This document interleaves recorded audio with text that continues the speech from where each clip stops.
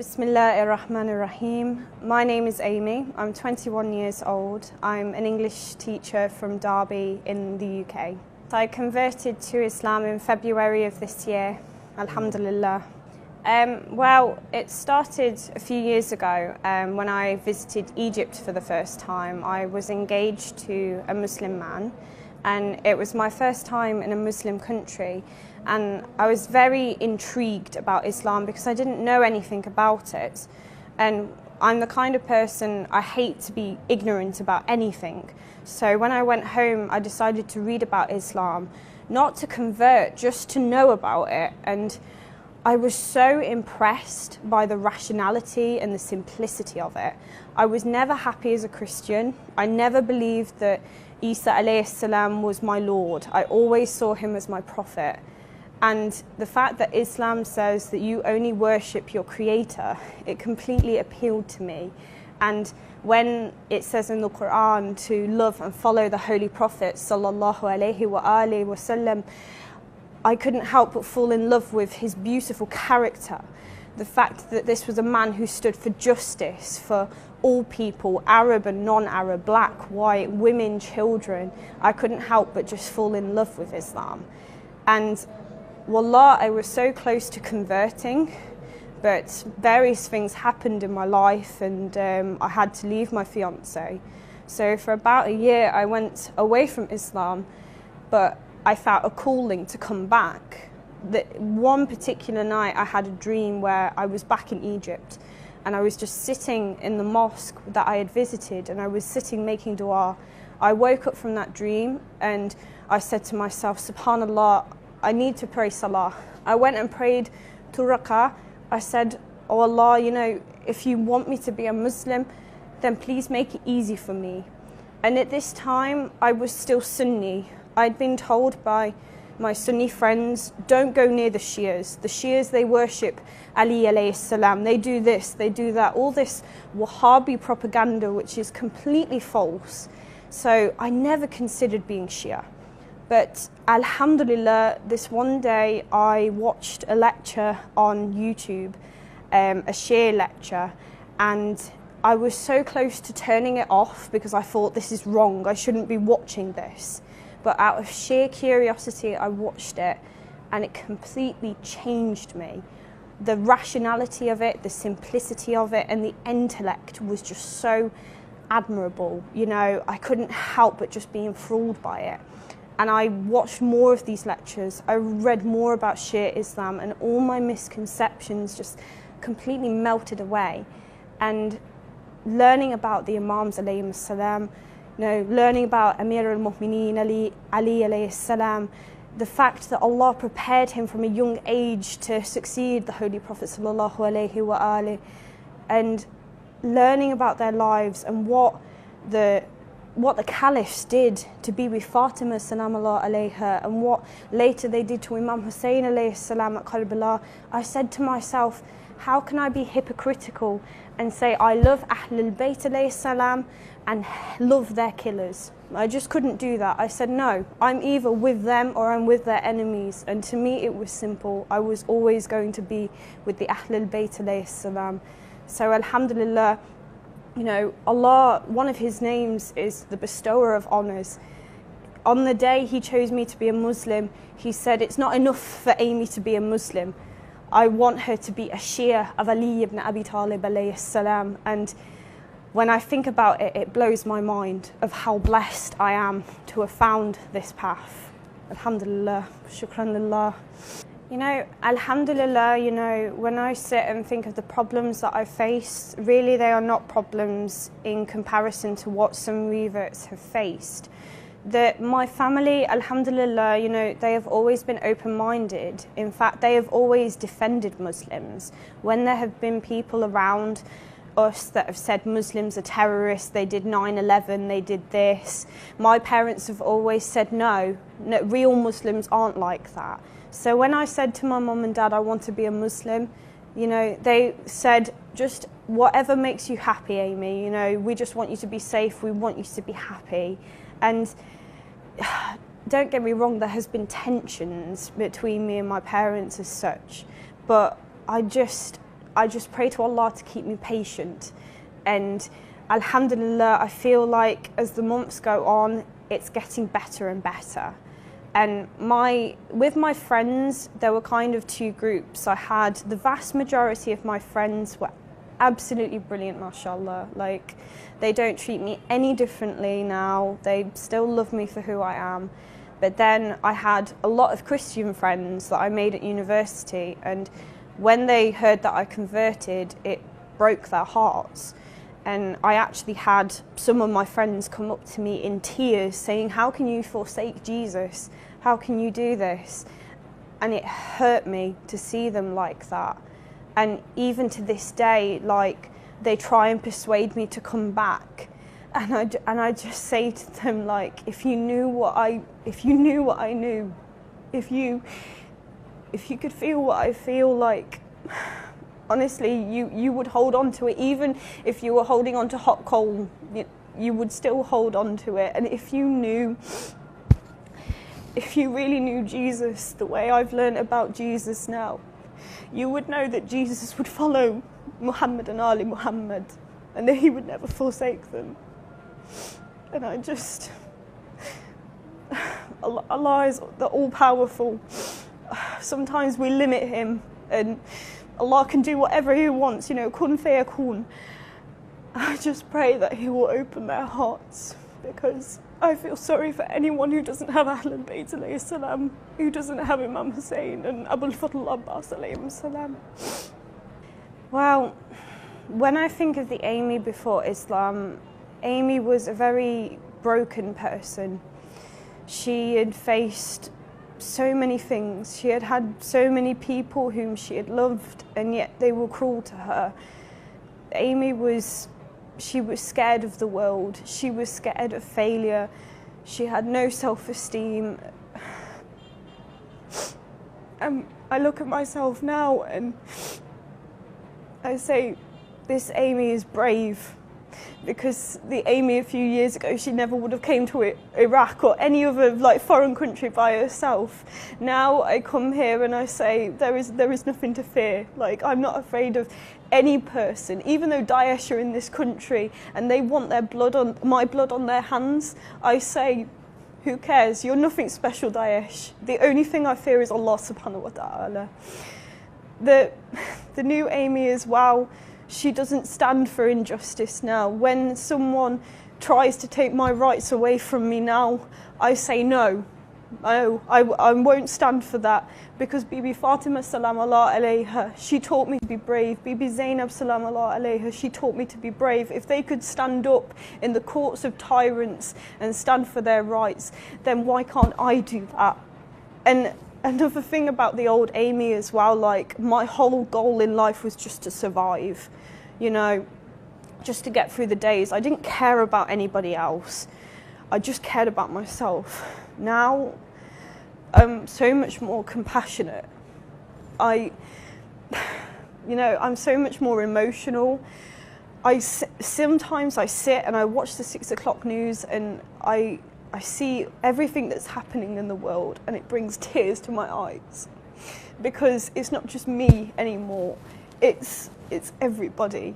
And I look at myself and my body and how I've used my body over the years just to please myself, and it's only recently that I've realised that my body is not my own. My body is for the pleasure of Allah subhanahu wa ta'ala and serving the Ahlul Bayt alayhi salam.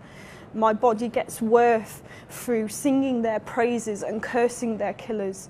And inshallah, I just pray that Allah subhanahu wa ta'ala, He will continue to build me. Whatever blessings or hardships He gives me in my life, I just want Him to build me so that I may serve my Imam az-Zaman. May Allah hasten his reappearance, because the greatest blessing that I could have is having a Muslim family to give to Imam az-Zaman. And when I have given them, for me to give myself to the Imam as well, and even if it means shedding my own blood. And I say this before witnesses. I don't say this so that people say, oh mashallah, what a wonderful Muslim. No, I don't care what people think about me. I say this before witnesses, so that if I go back on my promise to Imam Zaman, then all of you can testify against me on the Day of Judgment that I let my Imam down. And that is the most important thing to me. I think, to me, the definition of intellect is, you know, when you do everything for the sake of Allah subhanahu wa ta'ala, that's when you get true wisdom.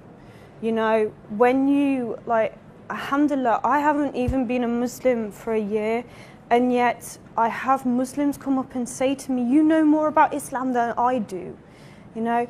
But that's the thing, when you have the sincerity in your heart that you want to do this for the sake of Allah subhanahu wa ta'ala, He does everything for you. And Bibi Fatima salam Allah alayha, whatever she did, whether she was teaching the ladies of Medina, whether she was looking after her children, looking after her husband, she did it all for the sake of Allah subhanahu wa ta'ala. And that's where true wisdom and true intellect comes from. And, you know, as a woman, like, I have never ever felt inferior to men, you know, and I strongly believe that women, you know, just as Imam Hadi alayhi salam says, sometimes women can even be better than men because of the superiority of their sincerity and their intellect. Oh my God. No, I don't sit here as a righteous woman or a pious woman. I am just a normal woman. I'm just a servant of Ahlul Bayt alayhi salam. I'm not Bibi Fatima salam Allah alayha, but I'm working on myself. I'm working on trying to be better, to be the best that I can be. And even just being in Karbala for a few days, I feel so much has changed from me. The day I took my Shahada, Allah subhanahu wa ta'ala, He forgave all my previous sins. And it was an experience that choked me. I was shaking from it. And wallah, I never thought I would have that feeling again. But here, I've had that feeling again. As if Allah has forgiven me. And that Hazrat Abbas alayhi salam and Imam Hussein alayhi salam, they are with me and they are supporting me through their prayers every step. And when I first arrived in Karbala, we arrived on the outskirts of the city, and wallah, every time we turned a corner, I looked for the shrine of Hazrat Abbas. I said, Hazrat Abbas, where are you? I was complaining to him, and I was giving up. I was getting so tired, and I just wanted to sleep at this point. And then we turned this one corner, and I saw Hazrat Abbas alayhi salam, and I was just mesmerized, utterly spellbound by what I saw. I said, Abbas, you are so beautiful. If your shrine is so beautiful, then how beautiful are you as a person? And I got there closer and closer, and I was reminded of an event in my life, something that I've not thought about for so long. But a few years ago, I lost my brother-in-law, and it was a gut-wrenching experience for me. And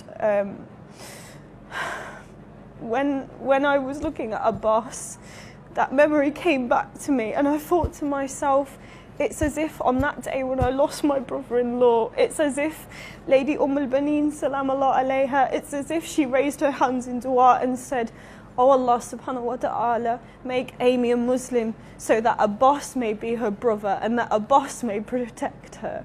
And wallah, ever since I've been in Karbala, every time I've stepped out of the hotel, even if I've been on my own, I do not feel alone, and I do not feel scared at all.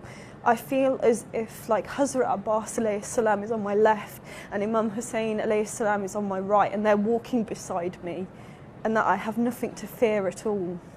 Wallah, I feel beyond privileged. I don't belong to be, I don't deserve to be here, you know. And I think of so many people in the world who aren't Muslims, and how, like, the extent that they'll go to, like, imitate them. Like, they'll dress the same way as these celebrities, they'll have the same tattoos, like, they'll do exactly the same things as them. And yet, like, I feel like now, if I meet a celebrity or a king, a queen, a prime minister, a speaker, whatever, like, I just feel like I'm going to be so underwhelmed, you know. I'll just say to myself, you've met Hazrat Abbas alayhi salam. No one's like him. You know, you've met Imam Hussein and Imam Ali alayhi salam. Like, no one I could meet in my life would be more impressive, you know, apart from if I get the chance one day to meet Imam Zaman alayhi salam. Coming from England to Iraq, it's a complete culture shock. Walking around the streets are dirty, they're dingy, they're disorganised, like everything crazy is happening. And for a British girl like me, that, you know, it's completely alien. But the thing about it is, when you're in the vicinity of those shrines, it's like the air changes. There's almost like a softness to the air. Like, so many times I go to places and I feel suffocated by it. But here I feel like I can breathe, and it's so calming. Even when I've been like sardined between like hundreds of people, the air is so soft and kind of comforting in a way. I can't describe it. I've never experienced anything like that. I feel as if like I will never feel sadness again. And like, when I think of like all the pain that I've felt in my life, when I'm by those harams, that pain isn't there anymore. It's just gone. It's like they've just taken all that away from me, and all that emptiness that I felt inside, it's just disappeared, as if it was never there in the first place. I think my body's going to be on that plane, but I'm not going to be there. I'm just going to be here. And it hurts the thought of going away from my masters. You know, when I first arrived here and I was sitting and I was making my du'as to the imams, I said, I feel shy to ask anything from you. And I made pledges with them, and I said, you know, I'm going to be a better person. And I think as soon as I get back to the UK, the first thing I'm going to do is talk to my mum and dad about everything I've done here, because they're not Muslims, and I'm properly going to explain to them about why I love Ahlul Bayt alayhi salam so much. And one thing, you know, when I was speaking to Imam Hussein alayhi salam, I said to him, I want to make a pledge to you, but I don't know what to do. And it's as if I got the idea in my mind, and it said to me, you should be more patient with your parents because they don't understand. And that's one of the first things, inshallah, that I want to do. And not just with them, but with my friends and my sister as well, who, you know, have seen my complete transformation, and maybe they don't understand it fully. And further to that, another pledge I made was, you know, I'm going to continue with this knowledge that I'm learning. And alhamdulillah, my mosque has, you know, they entrusted me to start giving majalises to the sisters that go there. And I haven't even been Muslim for a year, and yet they have trusted me to do that. And I just know I'm going to put even more effort into those majalises now. I want everyone who attends my majalises to come out with the same passion that I have for Ahlul Bayt alayhi salam. And as well, wherever I go, whatever I'm doing, even when I'm doing the most mundane things, whether I'm just going to the gym, I'm just going out with friends, I just want to be a walking example of Quran and Ahlul Bayt alayhi salam, and tell as many people as I can about them, because, you know, we shouldn't take this for granted for what we have. I feel like every person in the world deserves to have this feeling that I have right now, and I want to share it with everyone, inshallah. Yes, definitely. I've had so many people talk to me about Karbala and what it is like, but Karbala is beyond words, and it is beyond pictures. When you're here and you see the beauty that is surrounding you, you can't put it into words, you can't describe it to people. And this is frustrating for me because I'm an English teacher and I'm a writer. So when I try and kind of tell everyone like my experiences, but I just can't find the right words to do it. And I just say to anyone, you know, anyone who has just a % of curiosity about Karbala, I just say, come here, you know, because my words will never do justice to you to tell you how beautiful and how extraordinary this place is, you know. My final message is to come here, to come to Iraq, and not to be afraid. We hear so many stories about Daesh and our enemies killing us left, right and centre. But I say to my brothers and sisters in faith to not be afraid, because we are the Shia of Amir al-Mu'mineen alayhi salam. We shouldn't be afraid of anyone. On the day of Saqifa, we had enemies and tyrants. All through history, we have had people who have hated us and tried to kill us, and yet we are more alive than ever.